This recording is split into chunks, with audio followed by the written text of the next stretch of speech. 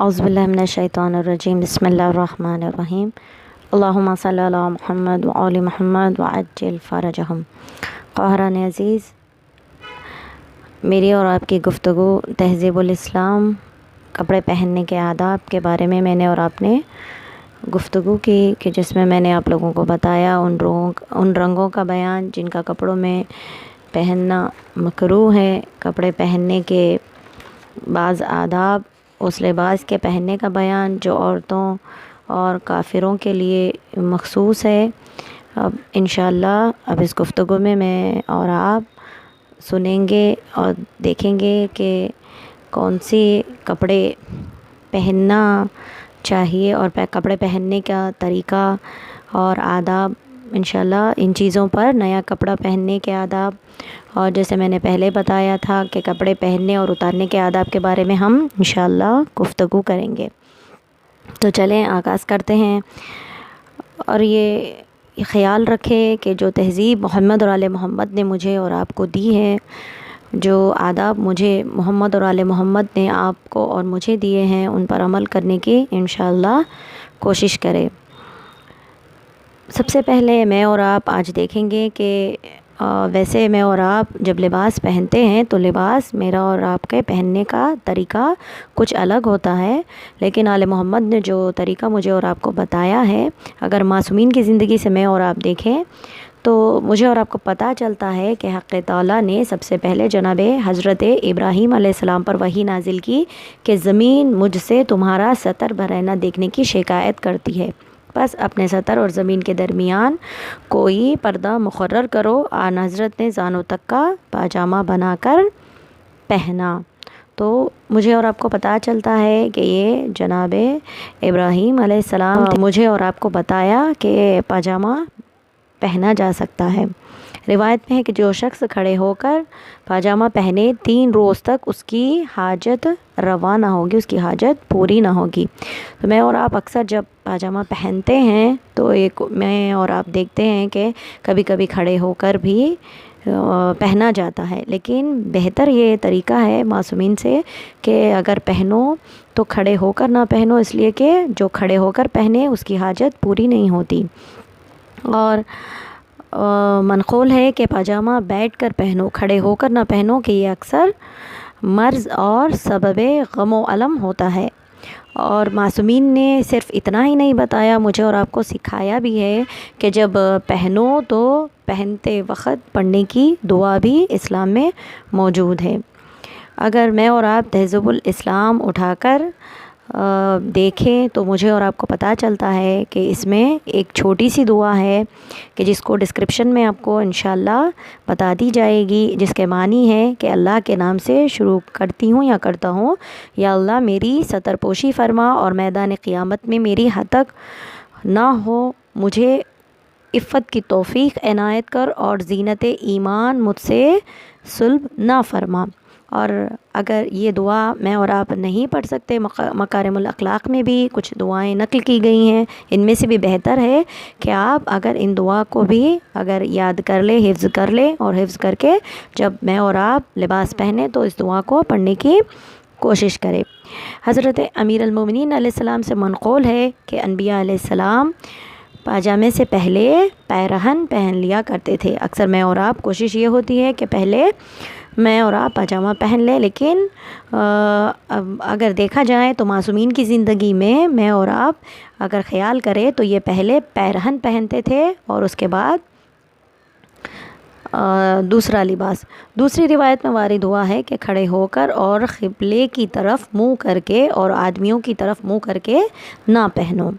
और जब मैं और आप पाजामा पहने तो रिवायत में है कि क़िबले की तरफ मुँह करके और आदमी जहाँ लोग बैठे हुए हों उनकी तरफ रुख करके, उनकी तरफ मुँह करके ना पहनो। हज़रत अमीर अल मोमिनीन अलैहिस्सलाम से मनक़ूल है कि खड़े होकर पाजामा पहनने से गम व अंदूह पैदा होता है। अक्सर मैं और आप देखते हैं और ये शिकायत भी होती है कि बार हाँ ये गमों में मुब्तला होना, परेशानियों से दो चार होना, इसलिए कि जो तहज़ीब मोहम्मद और आले मोहम्मद ने, जो आदाब मोहम्मद और आले मोहम्मद ने मुझे और आपको सिखाए हैं, चूँकि मैंने और आपने उन आदाब को, اس تہذیب کو نہیں لیا، اسی لیے میں اور آپ اکثر غم و اندوہ میں، پریشانیوں میں مبتلا ہوتے ہیں۔ تو کوشش یہ ہو کہ یہ جو آداب ہے ان آداب کو اپنی زندگی میں اپنانے کی کوشش کرے۔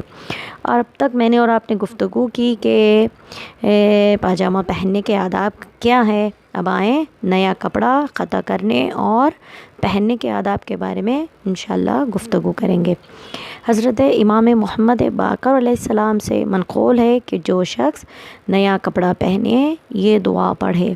اب دیکھیں کہ دعائیں مختلف ہے، کئی طرح کی دعائیں، ایک ایک معصوم سے ایک ایک طرح کی دعا مجھے اور آپ کو بتائی گئی، چاہے وہ 5ویں امام ہو، چاہے وہ 8ویں امام ہو، چاہے وہ چھٹے امام ہو، ہر امام کی ایک ایک دعا ہے۔ لیکن مجھے اور آپ کو انشاءاللہ یہ کوشش کرنی ہے کہ کسی بھی معصوم کی ایک چھوٹی سی دعا حفظ کر لیں، تاکہ جب ہم پہنیں تو کپڑا جب پہنے زیب تن کرے تو باعث ثواب بھی ہو، اور جو تہذیب، جو آداب محمد اور آل محمد نے دیا ہے وہ میں اور آپ اپنی زندگی میں اختیار کر سکے۔ جناب رسول خدا صلی اللہ علیہ وسلم جب نیا کپڑا پہنتے تھے تو اس وقت جناب رسول خدا اس دعا کو پڑھتے تھے۔ انشاءاللہ نیچے آپ کو، اگر آپ میری لنک کلک کرے یوٹیوب پہ دیکھیں تو نیچے یہ دعا بھی آپ کو دے دی جائے گی، جسے آپ حفظ کر سکتے ہیں، جس کے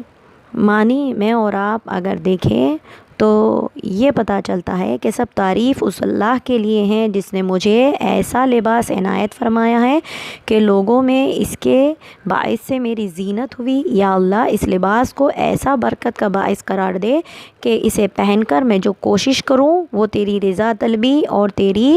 مساجد کی آبادی کی ہو۔ تو جب میں اور آپ دعا کرتے ہیں خالق کی بارگاہ میں تو خدا کرے کہ میری اور آپ کی دعا ہی مستجاب ہوتی ہے خدا کی بارگاہ میں، اور جب میں اور آپ لباس پہنے تو یہ لباس باعث ثواب بن جاتا ہے۔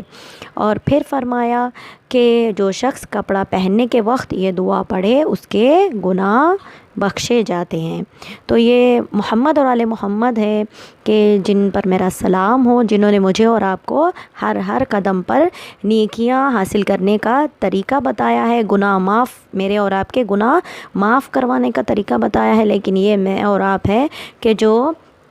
اپنی زندگی میں یہ دیکھتے ہیں کہ آل محمد نے جو روش مجھے اور آپ کو دی، جو طریقہ مجھے اور آپ کو بتایا، اس طریقے کو میں نے اور آپ نے اپنایا نہیں ہے۔ اور وہ خالق حقیقی یہ کہہ رہا ہے کہ یہ آل محمد یہ میرا عکس ہے، یہ میرا آئینہ ہے، اور میرے صفات اگر تم دیکھنا چاہتے ہو تو ان کے اندر تمہیں میرے تمام صفات، میرے تمام کمالات ان کے اندر تمہیں پائے جائیں گے۔ ان کی زندگی کو دیکھو اور تم اپنی طرز زندگی کو بہتر بناؤ۔ انشاءاللہ کوشش کریں کہ جو طریقے بتائے گئے ہیں وہ اپنائیں۔ اور جیسے میں اور آپ دیکھتے ہیں کہ جناب حضرت موسیٰ بن جعفر علیہ السلام سے روایت ہے کہ جو شخص نیا کپڑا پہنے اسے مناسب ہے کہ اپنا ہاتھ اس پر پھیر لے اور پہننے سے پہلے دعا پڑھ لے، اور جو شخص نیا کپڑا پہننے کے وقت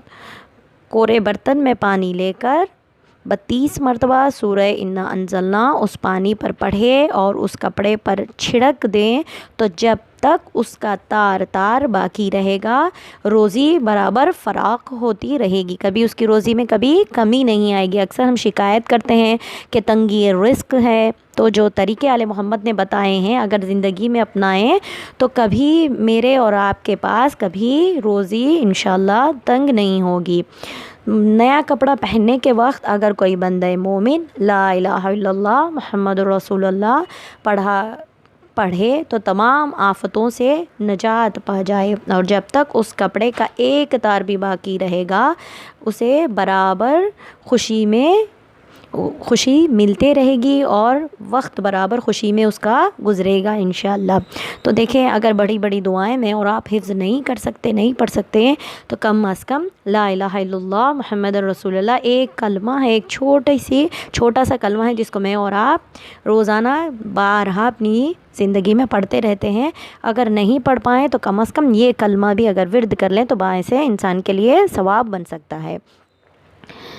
اور میرے اور آپ کے 8ویں معصوم علی ابن موسیٰ رضا علیہ السلام سے منقول ہے کہ جس وقت امام رضا نئے کپڑے پہنتے تھے تو انہیں دائیں طرف رکھتے تھے اور پانی کا ایک جام منگاتے تھے اور سورہ قل هو اللہ احد اور آیت الکرسی اور قل یا ایھا الکافرون 10 مرتبہ اس جام پر پڑھتے تھے اور وہ پانی ان کپڑوں پر چھڑک دیتے تھے، اور یہ ارشاد فرمایا کرتے تھے کہ جو شخص ایسا کرے گا جب تک اس کپڑے کا ایک تار بھی رہے گا اس کی روزی میں کبھی کمی نہیں ہوگی۔ تو معصومین علیہ السلام بارہا ہر ایک معصوم نے مجھے اور آپ کو ہدایت فرمائی ہے، زندگی گزارنے کا سلیقہ بتایا ہے۔ اب دیکھیں، جیسے میں نے کہا 8ویں امام کے مناسبت سے میں نے کہا، میں نے کبھی موسیٰ بن جعفر کے مناسبت سے کہا، کبھی پیغمبر اکرم کی زندگی سے میں نے اور آپ نے سنا، کبھی امیر المومنین علیہ السلام کی زندگی سے کبھی میں نے اور آپ نے سنا کہ ہر معصوم کی مختلف دعائیں ہیں، مختلف طریقے ہیں جن کو اگر میں اور آپ چاہیں تو ان میں سے کسی بھی ایک معصوم کی طرز زندگی کو اختیار کر کے اپنی زندگی کو بہتر بنا سکتے ہیں۔ حضرت امیر المومنین علیہ السلام سے منقول ہے کہ جب خدا کسی کو نئے کپڑے عطا فرمائے اور وہ ان کو پہنے تو مناسب ہے کہ وضو کر کے 2 رکعت نماز پڑھے اور ہر رکعت میں سورہ حمد اور آیت الکرسی اور انا انزلناہ پڑھے۔ نماز ختم کرنے کے بعد خدا کا شکر ادا کرے کہ اس نے ستر پوشی کی اور لوگوں کی نظر میں اس کو عزت بخشی، اور بہت دفعہ لا حول ولا قوت الا باللہ العلی العظیم پڑھے۔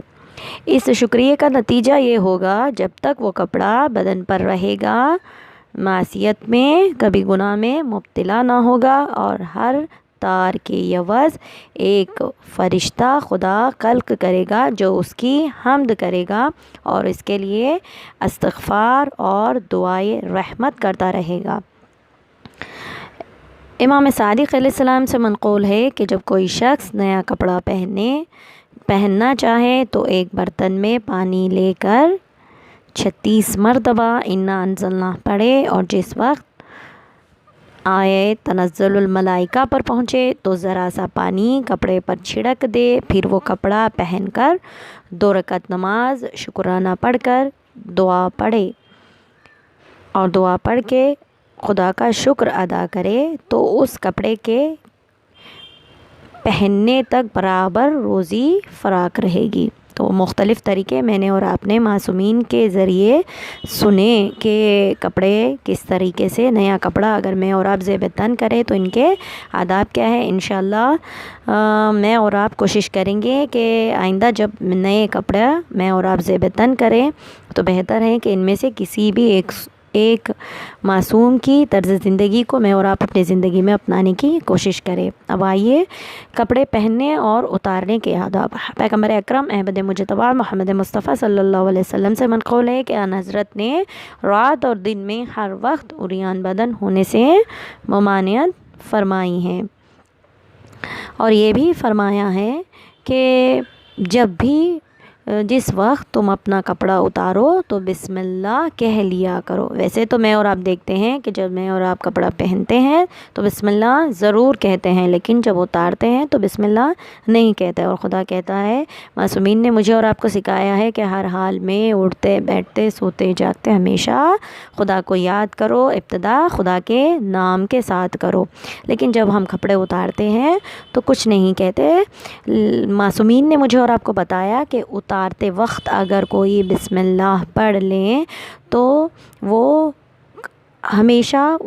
وہ جو کپڑے میں نے اور آپ نے اتارے ہیں وہ جنات سے محفوظ رہیں گے، اس لیے کہ میں اور آپ جب کپڑے اتارتے ہیں تو کچھ خدا کی مخلوق ہے جو مجھے اور آپ کو آنکھوں سے نظر نہیں آتی، جو میرے اور آپ کے درمیان ہوتی ضرور ہے، اور معصومین نے فرمایا بغیر بسم اللہ کہے اگر کوئی اپنے لباس کو اتارے اور اتار کر رکھ دیں تو صبح ہونے تک وہ لباس شیاطین جنات پہن لیا کرتے ہیں۔ اگر بسم اللہ کہہ کر اتاریں گے تو جنات اسے صبح تک نہیں پہنتے۔ حضرت امام صادق علیہ السلام سے منقول ہے کہ مسلمان عورتوں کے لیے ایسا نقاب اور ایسا پیرہن جائز نہیں ہے جس میں بدن چھلکتا رہے۔ جیسے میں اور آپ دیکھتے ہیں کہ مختلف قسم کے آج مارکیٹ میں لباس موجود ہے، مختلف قسم کے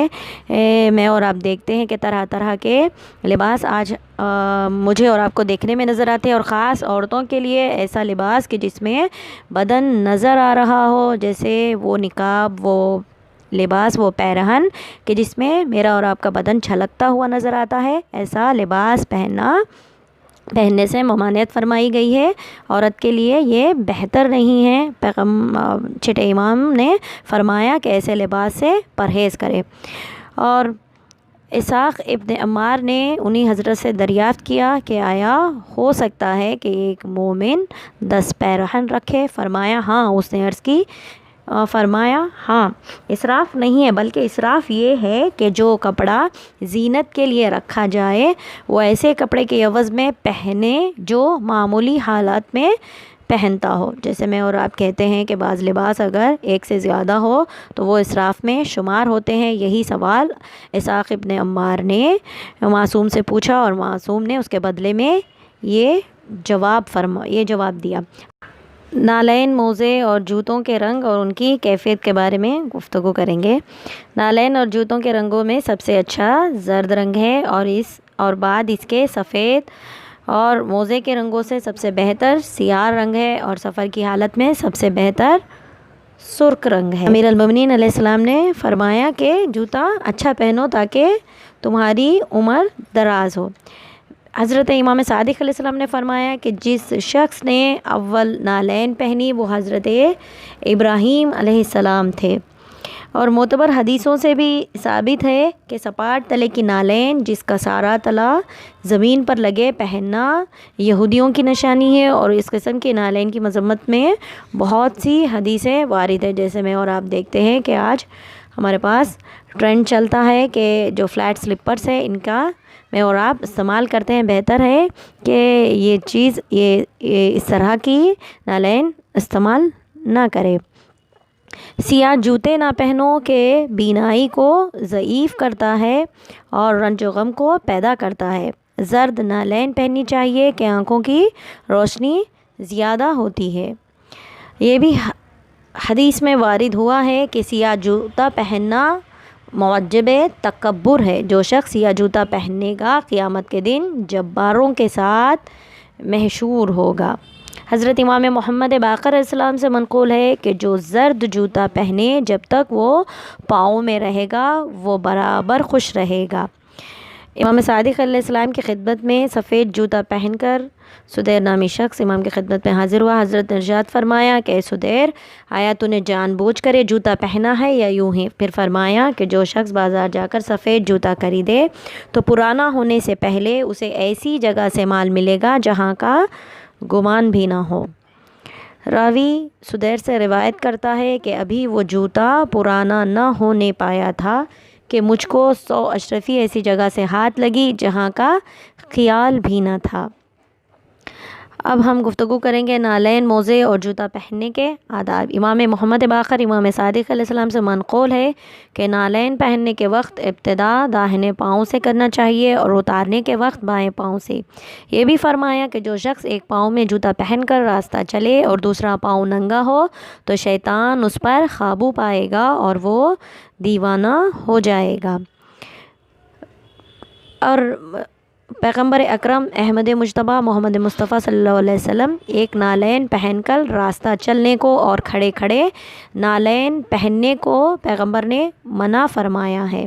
ظاہر اس نالین کا کھڑے ہو کر پہننا مکروہ ہے جس کے بند باندھے جاتے ہیں۔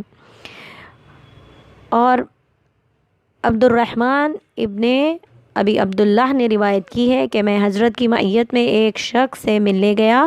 جو وہ حضرت پہنچے تو نال مبارک پاؤں سے نکالی اور ارشاد فرمایا کہ بیٹھتے وقت نالین پاؤں سے نکال لیا کرو کہ اس سے پاؤں کو راحت پہنچتی ہے۔ اور حضرت امام صادق علیہ السلام سے منقول ہے کہ ہمیشہ موزے پہننا